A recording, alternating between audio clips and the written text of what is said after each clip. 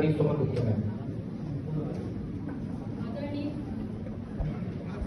आदरणीय CDO sir, हमारे जिले के बीएससी सर, बीईओ सर और निपुण सेल के सभी सदस्य और मेरे सभी शिक्षक साथी, जैसा कि शिक्षा मंत्रालय द्वारा 5 जुलाई सन 2021 से निपुण भारत अभियान की शुरुआत की गई थी, जिसका मुख्य उद्देश्य यह है कि 3 से 8 आयु वर्ग के बच्चे बुनियादी भाषा और संख्या ज्ञान में निपुण हो सके और यह कार्य 2025 और 26 तक हमें पूर्ण रूप से करना है।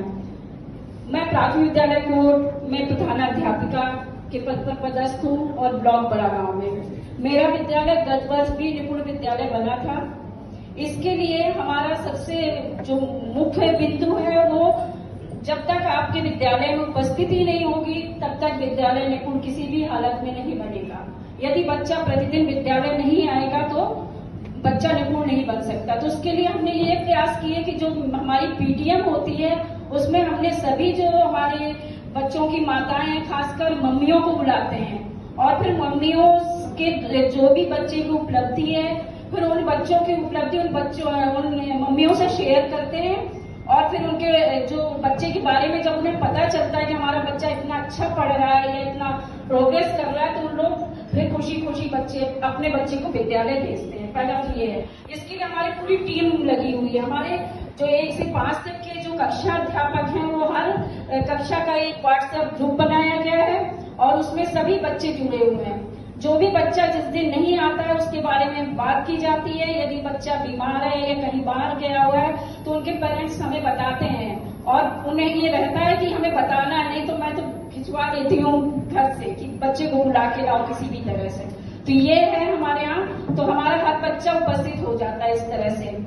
दूसरा जो बिंदु है वो है कक्षा शिक्षा, जो हमारे बेसिक शिक्षा विभाग द्वारा उत्तर प्रदेश द्वारा जो हम लोगों को संदर्शिकाएं दी गई हैं वो हमारे बच्चों को निपुण बनाने में बहुत ही आवश्यक है और बहुत उपयोगी है। अगर हम साप्ताहिक जो हमारा शिक्षण क्रम है अगर उसका हम पालन करते हैं कालांशों के अनुसार तो हमें कुछ नहीं, क्योंकि वो सारंगी और ये जो सारंगी 1 और सारंगी 2 वो पूरी जो बुक से मैपिंग है, पूरी संदर्शिका मैपिंग है, हमें कुछ भी नहीं करना है।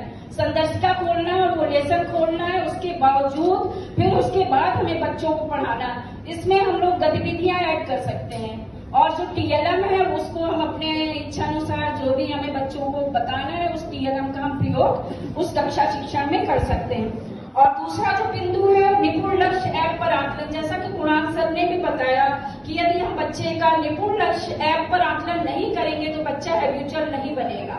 अगर आज हमारा ये है आकलन है और हमने उसी दिन बच्चे को मोबाइल पकड़ा दिया तो बच्चा कभी भी उस पर नहीं कर पाएगा। हमारा बच्चा बहुत अच्छे से जानता है, किताब पढ़ लेता है, सब कुछ कर लेता है, उसके बावजूद बच्चा निपुण नहीं होगा। तो इसमें हम टीचर्स को ये करना पड़ेगा कि बच्चों का प्रतिदिन निपुण लक्ष्य ऐप पर आकलन कराएं और फिर जब आकलन के पश्चात रिमीडियल शिक्षण, क्योंकि रिमीडियल बहुत आवश्यक है। अगर हमें बच्चे का परफॉर्मेंस पता नहीं चलेगा कि बच्चा किस ग्रुप में है, ए में है, बी में है, तो अगर हमने विभाजित कर लिया तभी हम उनको 2 ग्रुप में बांटकर शिक्षण कार्य कर सकेंगे। और तीसरा जो सामुदायिक सहभागिता, उसमें हमारे सभी जो शिक्षक हैं हम लोग टाइमली पहुंचते हैं और प्रॉपर कालांशों के अनुसार शिक्षण कार्य करते हैं, जिसमें हमारा पूरा गांव भी इस चीज में सपोर्ट करता है। अभी जो मेगा पीटीएम हुई थी हमारे निपुण सेल से सर गए थे, अंकित सर और बीओ सर भी थे उस मेगा पीटीएम में। सर इतनी हम लोगों की गैदरिंग हो गई थी कि हमारे ग्राउंड में जगह नहीं थी एक्चुअली। तो ये है कि मेगा पीटीएम हुई थी, बहुत उपयोगी है सर।